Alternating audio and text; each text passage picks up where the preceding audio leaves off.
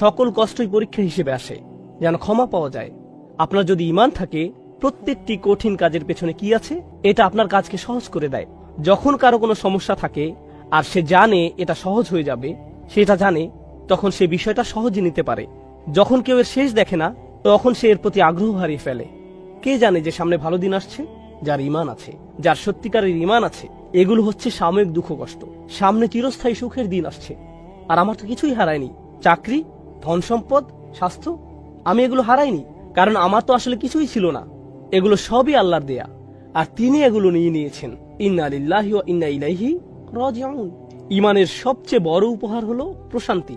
এরপর ঈমানের 3টে স্তম্ভ বা দরজা নিয়ে আমরা কথা বলেছি, আর 2টি বিষয় আলাদা করা যায় না। সেগুলো কি কি? ঈমান, ঈমান এবং আমল। এজন্যই ইন্নাল্লাযীনা আমানু ওয়া আমিলুস সলিহাত। ঈমান এবং আমলের মধ্যে আমিলুস সলিহাত নিয়ে আমরা গত সেশনে অনেক কিছু বলেছি, সুতরাং আমি খুব বেশি বলবো না। আমি চাই আপনারা এই 2টির মধ্যে সম্পর্ক বুঝতে পারেন। আমি আরেকবার বলছি, এটা সবচেয়ে ভালোভাবে বোঝা যায় সূরা বাকারায়।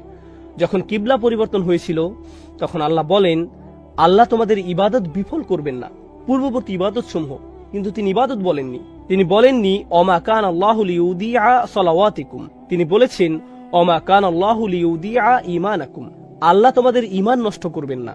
আমরা কি আশা করেছিলাম? সালাত, সালাওয়াতিকুম।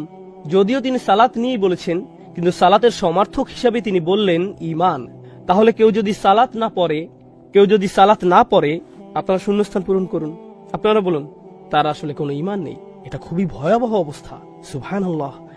নিশ্চয়ই এখন বুঝতে পারছেন সেই হাদিসটি যেখানে নবীজি সাল্লাল্লাহু আলাইহি সাল্লাম বেনামাজিদের জন্য খুবই কঠিন কথা বলেছেন। তাদেরকে খ্রিস্টান বা ইহুদিদের মতো করেই দেখা হবে। আপনি যখন হাদিসটি পড়বেন, আপনার মনে হবে এখানে কি নামাজের ব্যাপারে বলা হচ্ছে? এখানে এত কঠিন কথা কেন? কিন্তু যখন আপনি পুরোটা বিস্তারিতভাবে পড়বেন, তখন আপনি বুঝতে পারবেন এটা কত বড় ব্যাপার। সুবহানাল্লাহ।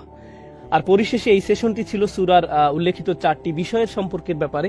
শেষের 2টি শর্তের সাথে কিভাবে প্রথম 2টি শর্তের সাথে মিল রয়েছে। দেখুন, ঈমান আসলে একটি সম্পদ, আর এই সম্পদ আপনি ধরে রাখতে পারবেন যখন আপনি ভালো কাজ করতে থাকবেন।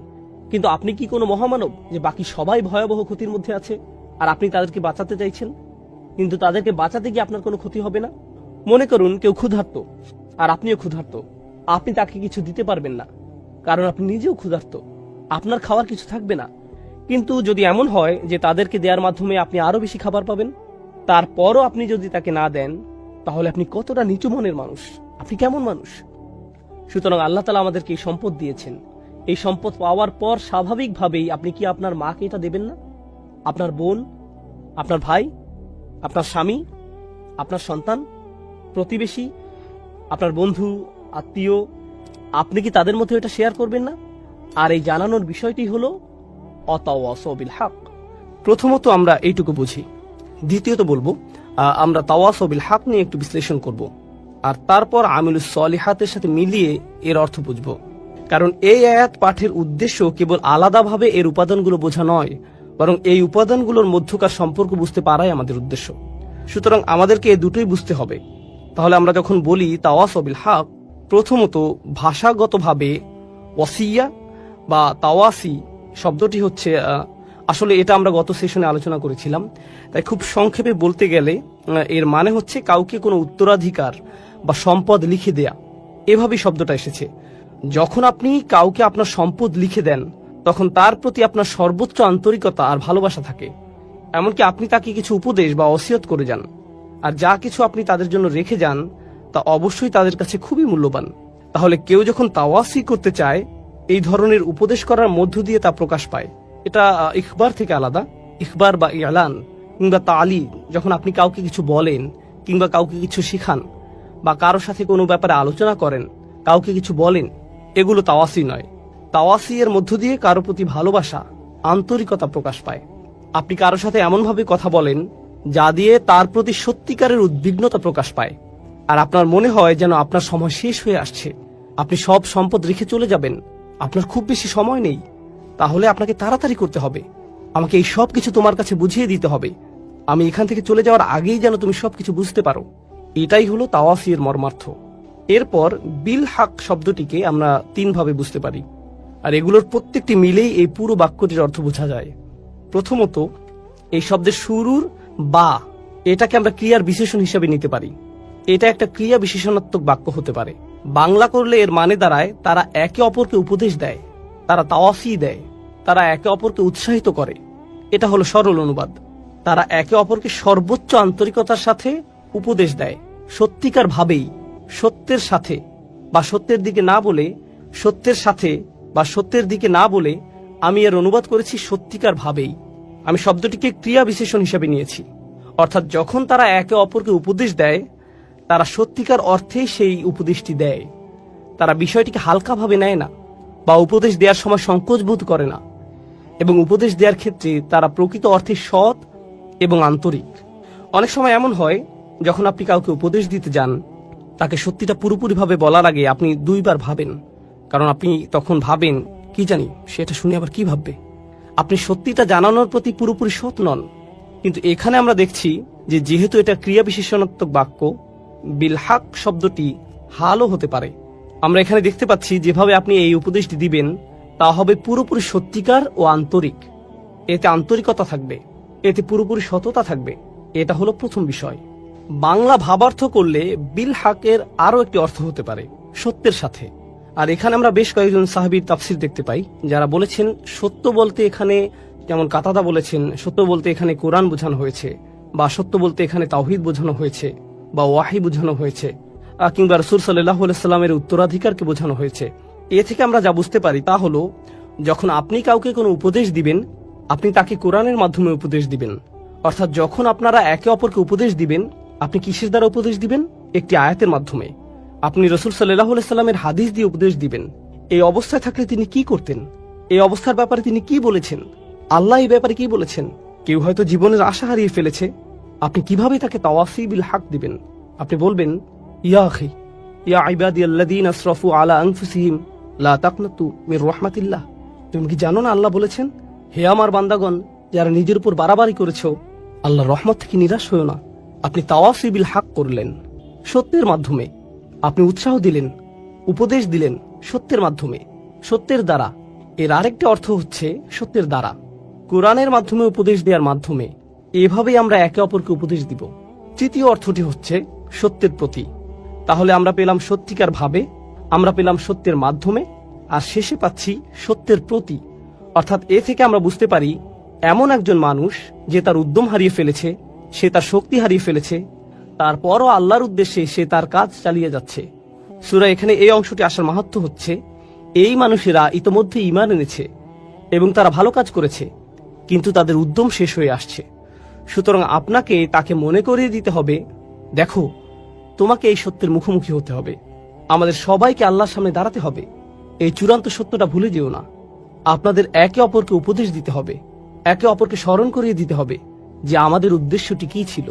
কারণ এখানে ইলাহ শব্দটির যে অর্থ আমরা পাই, এখানে এটার অর্থ হলো তাদের এই সকল কর্মের আসল উদ্দেশ্যের প্রতি আপনি তাদেরকে স্মরণ করিয়ে দিন। তাহলে আমরা তাওয়াসি বিল হক এই আয়াতের বা এর মাহাত্ম্য জানলাম। আল হক শব্দটিরও তিনটি তাৎপর্য রয়েছে। তাহলে আমরা বা এর তিনটি মাহাত্ম্য জানলাম, এবার আমরা আল হক শব্দের তিনটি মাহাত্ম্য জানব। ভাষাগতভাবে আল হক শব্দটি দিয়ে বোঝানো হয় এমন কিছু যা আপনি নিশ্চিতভাবেই সত্য হিসেবে জানেন। এর জন্য আপনাকে আলাদাভাবে বলতে হয় না, আপনার অন্তর থেকে আপনি বিশ্বাস করেন এটাই সত্যি। তাহলে এখানে বলা হচ্ছে, যখন তারা একে অপরকে উপদেশ দেয়, তারা এমন কিছুর প্রতি উপদেশ দেয় যা তারা সত্য হিসেবেই জানে। তাদেরকে এই ব্যাপারে আলাদাভাবে বলতে হয় না, মন থেকেই তারা জানে তাদেরকে যা বলা হচ্ছে তাই সত্য। এটা হচ্ছে আল হক এর প্রথম অর্থ। দ্বিতীয় অর্থ হচ্ছে এমন বিষয় যা দলিলের মাধ্যমে প্রমাণ করা যায়। অর্থাৎ আপনি তাদেরকে এমন বিষয় বললেন, তারা শুনে বলবে, আমি তো এরকম কিছু কখনো শুনিনি, আমার এটাকে সত্য মনে হচ্ছে না। হতে পারে তারা এটা শুনে সত্য মনে করবে, আবার এমনও হতে পারে তারা বলবে, আমি নিশ্চিত নই, আমি এরকম কথা কখনো শুনিনি। তখন আপনি তাদেরকে কি বলবেন? দলিল। হক এর আরেকটি অর্থ হচ্ছে এমন বিষয় যা দলিলের মাধ্যমে প্রমাণ করা যায়, আর এই বিষয়গুলো একটি অপরটির সাথে সম্পর্কযুক্ত। তাহলে আপনি কেমন দলিল উপস্থাপন করবেন? যাতে সত্য মিথ্যার পার্থক্য করা যায় কোরআনের মাধ্যমে। তাহলে এটা হলো দ্বিতীয় তাৎপর্য। আর তৃতীয়টি খুবই গুরুত্বপূর্ণ। আরবি ভাষায় হক শব্দটি আবশ্যকীয় কাজ বোঝাতেও ব্যবহৃত হয়। এমন কাজ যা আপনার জন্য অত্যাবশ্যকীয়, এটা অধিকার বোঝাতেও ব্যবহৃত হয়। যেমন উদাহরণস্বরূপ বলা যায়, আল্লাহ বলেছেন, হুকুক আল্লাহ আর হুকুকুল ইবাদ, তাই না? আরেক জায়গায় আল্লাহ আযজা ওয়া জাল্লা বলেছেন হাক্কান আলাল মুত্তাকিন, যাদের তাকওয়া আছে তাদের জন্য এটা একটা আবশ্যকীয় কাজ। এর মানে হচ্ছে তোমরা একে অপরকে নিজেদের দায়িত্বের কথা স্মরণ করিয়ে দিবে, একে অপরকে মনে করিয়ে দিতে হবে, কারণ মানুষ প্রায়ই তাদের দায়িত্বের ব্যাপারে ভুলে যায়, তাদের কর্তব্যের ব্যাপারে উদাসীন হয়ে পড়ে। এগুলো এমন বিষয় যা তাদের অবশ্যই করতে হবে।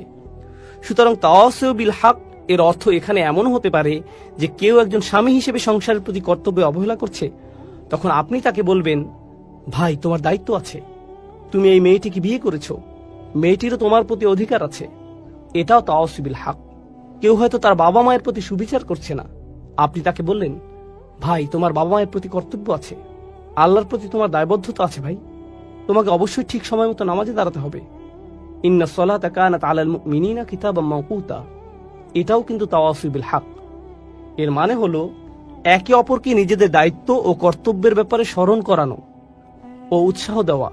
এই সবগুলো অর্থ সম্মিলিত হয়েছে মাত্র 3টি শব্দে, তাওয়াসি বিল হক। এই 3টি শব্দে, ইত্তাবিউ মান লা ইয়াসআলুকুম আজরান ওয়া হুম মুহতাদুন। তাদের অনুসরণ করো যারা তোমাদের কাছে কোনো বিনিময় প্রত্যাশা করে না। এটাই সরল অনুবাদ। অনুসরণ করো যে তোমাদের কাছে কোনো বিনিময় চায় না। ওয়া হুম মুহতাদুন, আর তারা সরল পথে অঙ্গীকারবদ্ধ। মুসলিমরা কোরআনের যে ধারণাগুলোকে ভুল বুঝেছে এটি তারই। কোরআন বলেছে যে তারা কোনো বিনিময় প্রত্যাশা করেনি। ভাই, আপনার প্রোগ্রামের জন্য কেন ফি নির্ধারণ করেছেন?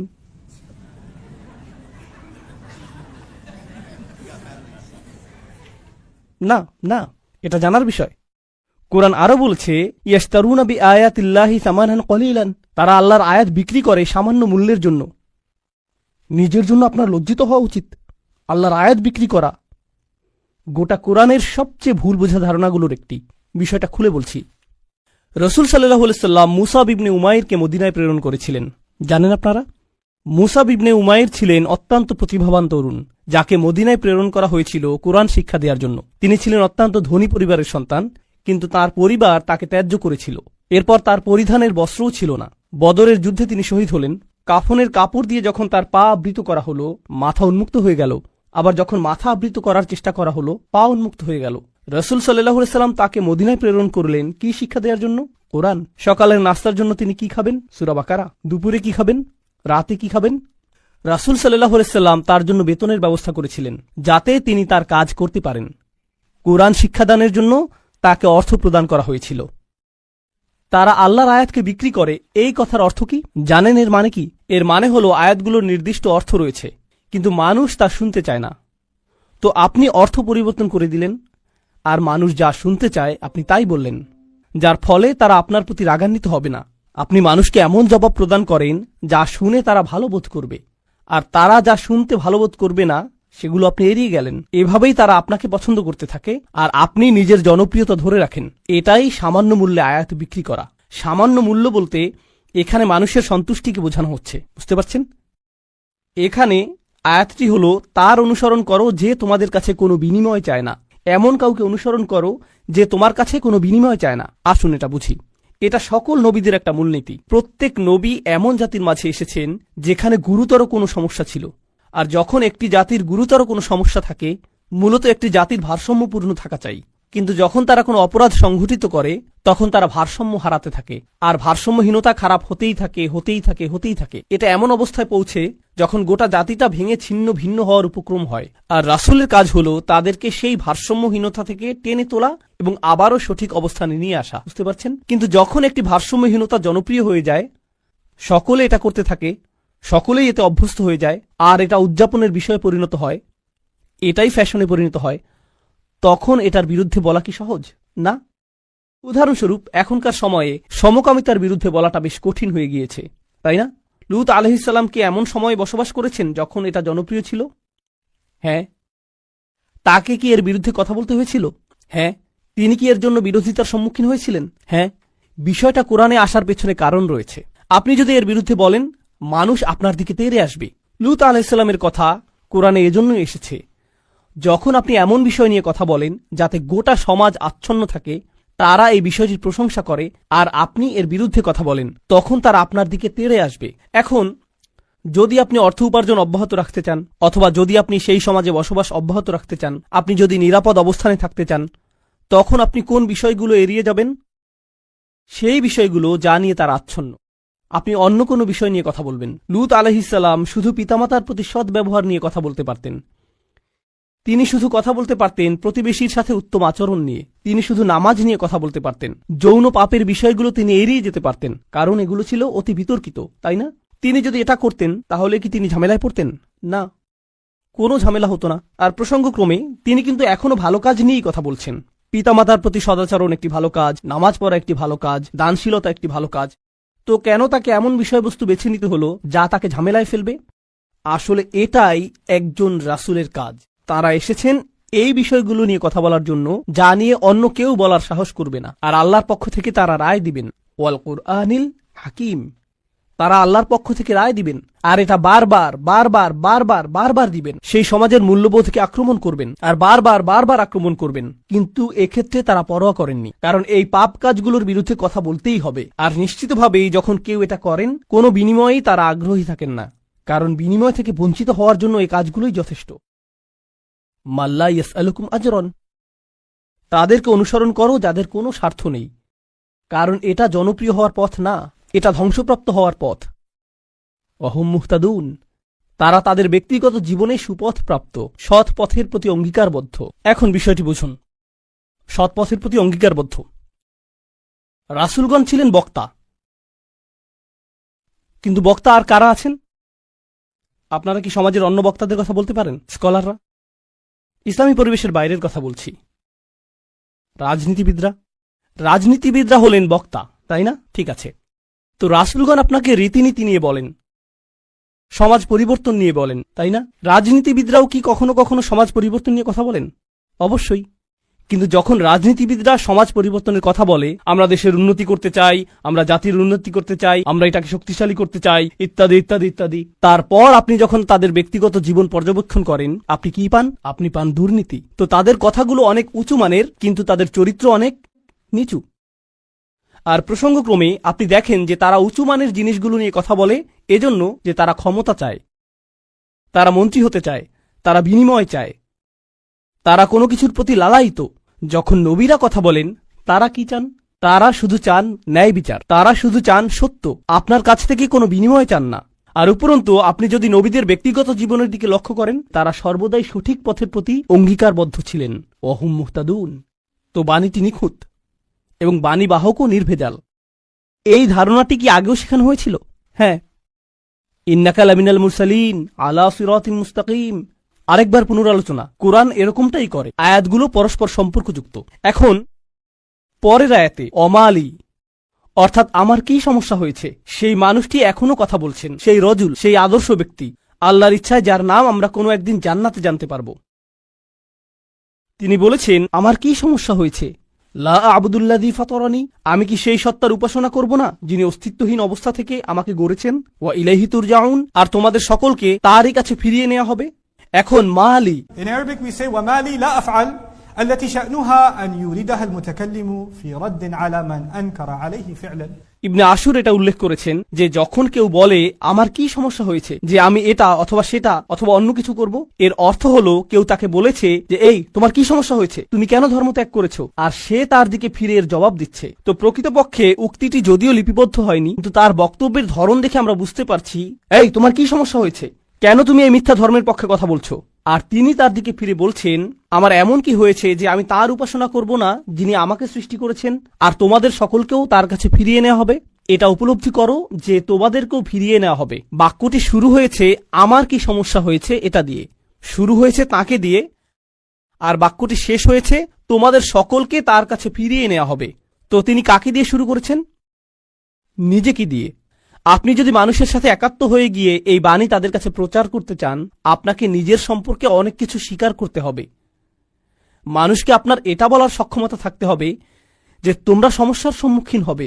আমি যদি কাউকে পরামর্শ দিই ভ্রমণ সম্পর্কে, আপনি এই এয়ারলাইন্সে না গিয়ে অমুক এয়ারলাইন্সে যান, আমি যদি এমনটা বলে শুরু করি যে ভাই আমি এই এয়ারলাইন্সে গিয়েছিলাম, তারা এত বেশি দেরি করেছিল, তারা আমার লাগেজ হারিয়ে ফেলেছিল, অমুক এয়ারলাইন্সে যান, এটা কি পরামর্শটিকে বেশি আবেদনময় করে তুলছে? কারণ আপনি নিজের কথা প্রথমে বলেছেন, আর যেহেতু আপনি কোনো একটি অভিজ্ঞতার শিকার হয়েছেন, এখন আপনি ঐকান্তিকভাবে তার কল্যাণের জন্য তার কাছে আসছেন। কিন্তু যদি আপনি তার কাছে গিয়ে বলেন, হে তুমি এই এয়ারলাইন্সে যাচ্ছ, তুমি একটা স্টুপিড, এটা কি এমন ব্যবহার যার ফলে মানুষ রাজি হবে?